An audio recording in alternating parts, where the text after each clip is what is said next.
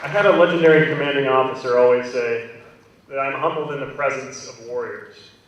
Well, today I'm humbled in the presence of everybody who's here. You guys are the young Americans who represent the future of this country. Like I said, my name is Andrew, and I've had the distinct honor to serve in the United States Army for 10 years.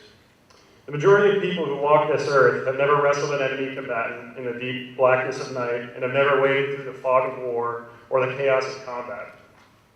The majority of people who walk this earth sleep peacefully in their beds at night because brave men and women are willing to endure the clash of steel and the sting of battle for the nobility of freedom. I, along with thousands of others, men and women, are one of them. War has made me realize some critical things about life. I realized that the mark of a man is not found in his past, but in how he overcomes adversity and how he builds his future. Regardless of the overwhelming odds or obstacles you have in your path, you always have the opportunity to overcome. It is your attitude that will determine the outcome of the situation. I speak on behalf of service, of sacrifice, and of heroism. I speak on behalf of my fallen brothers and sisters and our fallen loved ones. They embody the greatness in every person that is rarely acted upon and even less rarely seen.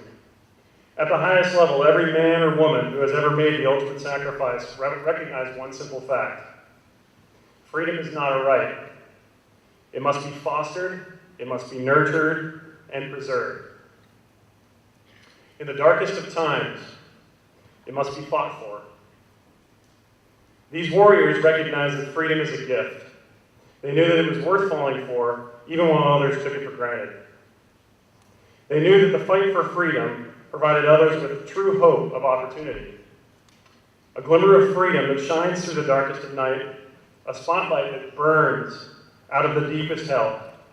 And it's in those moments, like a radiant sunrise bursting over the horizon, that you really truly see the greatness in man. And it validates the sacrifices of my warrior brothers, of your American brothers and sisters, that the scars and I of thousands of others carry with are worth it. They are worth it for my future children, for your future children, and your children's children. And despite the pain that comes with war, we recognize that it is to preserve the best America has yet to offer. I now strive to show all Americans that it's up to all of us to preserve and nurture the future of our great country, and never forget the sacrifice of all those who fought and bled and died to make it what it is today. That is the true cost of freedom and the eternal vision of America.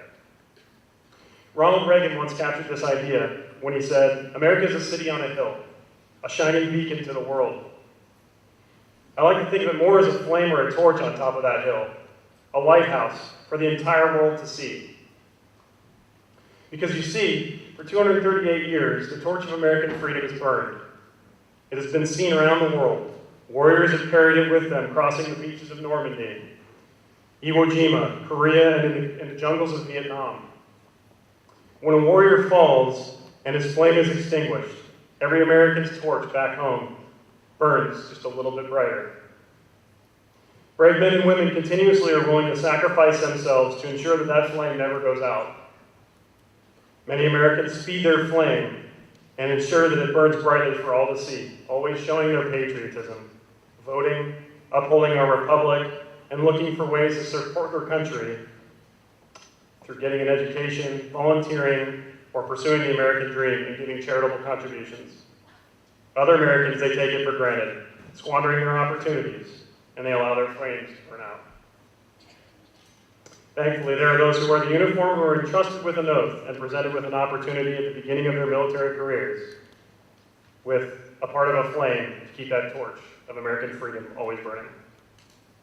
Over 4 years ago, experiences on the battlefield helped me realize exactly what that flame was. That flame that I had taken for granted all of my life. These wartime experiences made me realize what I truly value in life. I had a family to go home to. I will someday have a wife and kids who I can raise to be honorable Americans. And I have a torch of American freedom to preserve and forever keep burning. I vow that I will never allow that flame to burn out for as long as I still hold a breath.